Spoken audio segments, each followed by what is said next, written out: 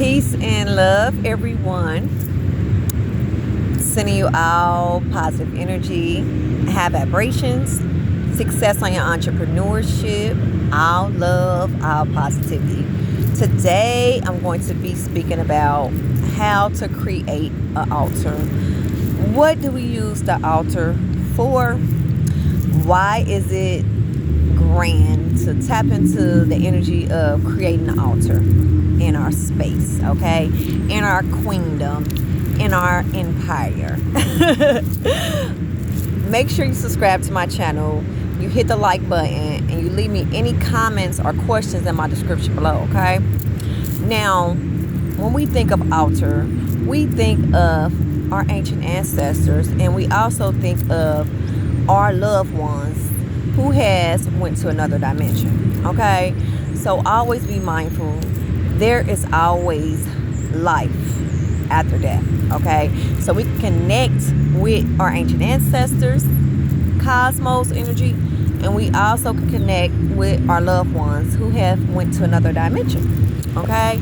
So they did a ritual in ancient Kemet, and the ritual was called the opening of the mouth, okay?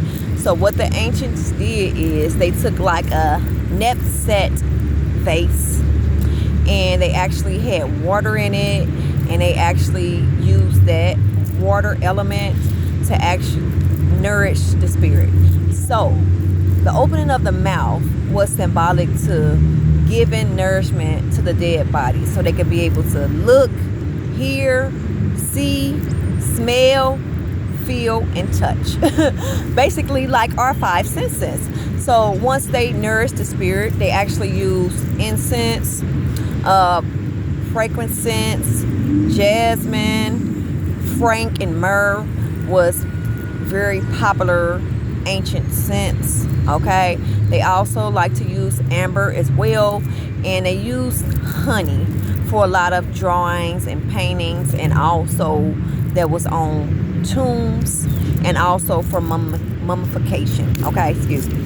So what we can do is, once we create an altar, we want to make sure that we have all the four elements, okay? Earth, air, fire, and water, okay?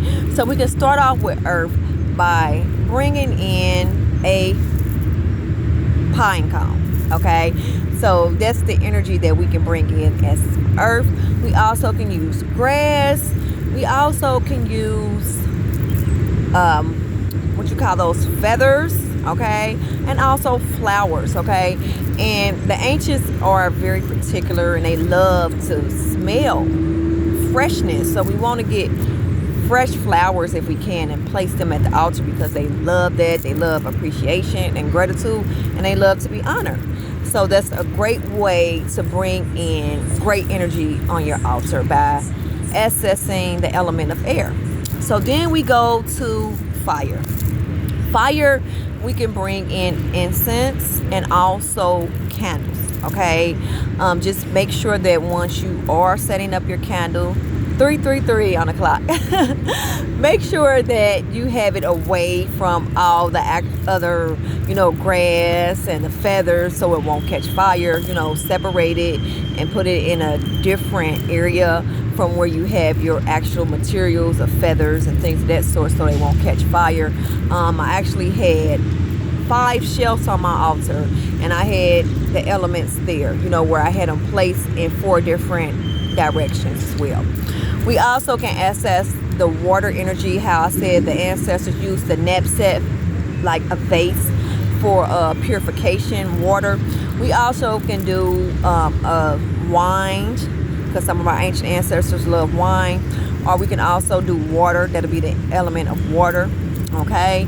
We also can add water into our flowers, as well. And when we do that, that is connecting with the element of water as well. We want to make sure that we have the 4 elements, okay?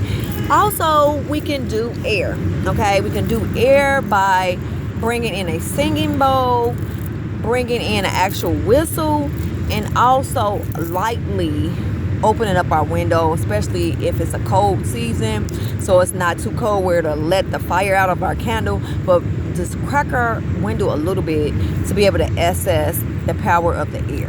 Okay, always be familiar with that. When we're tapping into the altar energy, we want to make sure that we have all the 4 elements in there. Okay, and once we do, it just helps us to tap into the ancient knowledge, also our powerful energy that we harness within us. There's nothing wrong with creating an altar. Always be familiar, once we are tapping into our inner guidance and a powerful energy. A Santa Claus is here, and that's symbolic to ancient ancestors, the little white Santa Claus. And I always make a statement that the ancestors know when we are sleeping, they know when we are awake. They like Santa Claus. They know when we've been bad or good, so be good for goodness sake. So when I think of the actual Santa Claus, it just flew past me.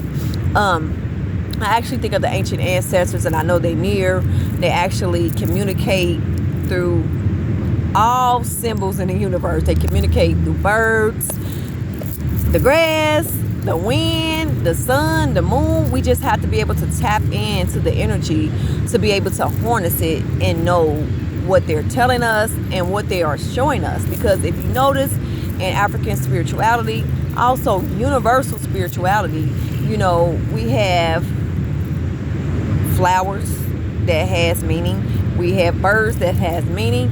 We have everything that have the meaning. Feathers, okay, pineal gland, like I said, also get a pine cone that's connected with our pineal gland. So when we think of the pine cone, it lets us know when the pine closed is closed, that's a closed mind. It's basically a mind that is unaware of spirituality, unaware of the ancient knowledge, and unaware of the pineal gland because it's closed. Okay, so once you find a pine cone is open, that is symbolic to a higher level of consciousness, awareness that someone has tapped in and awakened their third eye. Okay, so that pineal is now spread open and it's huge. Okay, so you can either get a closed pineal, a pine cone, or either an open pine cone. Just know that when it's closed, it's symbolic to the third eye being closed. When it's wide and it's expanded out, it's symbolic to a higher level of consciousness. The third eye is awakened. Okay, so I had a lot of questions about altars and how can we make one, and that's basically how you create one. You just want to make sure that you also have a white cloth. I always put a white cloth for purification, and the ancients like food. So make sure that you also put the favorite food on there that they like. And if you are trying to communicate with them and call them for assistance, make sure that you are communicating with a blue candle, okay? If you can go out and you're gathering your things for your altar, grab a blue candle if you can find one. That is symbolic to the heavens. That's symbolic to communication and speaking to the ancient ancestors. Also, for a loved one, you can use a blue candle as well. But I always say we can use a white candle or anything that we have near if we're trying to immediately connect with the ancient ancestors or a loved one. Just make sure that we're putting our intentions of what we want to bring forth. I always say this, our intentions are grand. Our thoughts create our reality, okay? What we are thinking, what we are saying is manifesting. So we want to make sure that we are specific, precise. We're talking in a sense of love and gratitude and happiness and peace and great things, because everything that we put out, it reflects back. It comes right back to us. So we want to make sure that we're in them high vibes, those great energies, positive energy, no matter what's going around us. But make sure that we harness the energy of love, and divine oneness. Because once we do, we're operating from the harmonizing field of love, okay? Always be familiar with that. So make sure that you have the favorite food. You can also have their favorite color. You also can add toys depending on what deity you are connecting with. And once you do, it just helps you to be able to connect with each ancestor, because each ancestor has something different that they love. Also the numbers, you know, Oshin was connected with number 5. She liked honey, raw honey. She's very Pacific. She don't like no cheap honey. She like the raw, the great, the good honey. I got some right here. You know, I always feed this to the bees too when they decide to eat it. Also want to make sure that, like I said, be careful, be cautious, make sure that you don't have the materials that could catch fire close on your altar.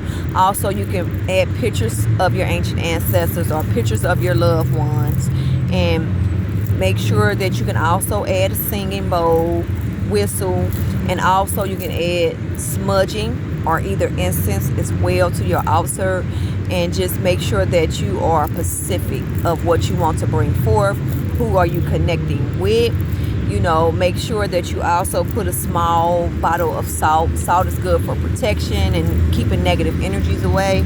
So I always say, when you start off doing your rituals, make sure you cleanse your space, you smudge your space, you smudge your altar, and make sure you put a small bottle of pink Himalaya salt or either white salt. Is great for protection. You could take a little small wine glass and put it there. It'll be great. Okay, so always be familiar with that. You want to tap into using the 4 elements, because once we use the 4 elements, it's part of our spiritual discernment, and it's also connected to having 5, which is ether, which is everything in the whole as the God mind and God collective consciousness of everything. Okay, we have to connect with that source, and once we add the earth, air, fire, and water, we are doing this with emotions. Our intentions is our emotions. Us creating the altar, we're doing it with emotion. So we operate out of the mind, the body, the spirit, and the emotions. Okay, and it's also connected with the 4 elements. Okay, so it's a collective consciousness of all knowledge and source of oneness. Once we are familiar with ourselves, we are familiar that we are all connected as one, you know, and I always find myself saying this, and that's because that's what it is. Okay, we're all together here, and it's a learning experience. Make sure you're learning, you're growing, and you're elevating. Okay, and you are also creating. That's what it's all about. And you're getting through challenging moments. So make sure you subscribe to my channel, you hit the like button, and you leave me any comments or questions in my description below. I love you all, and I'll be back with more knowledge. Peace and love. I love you.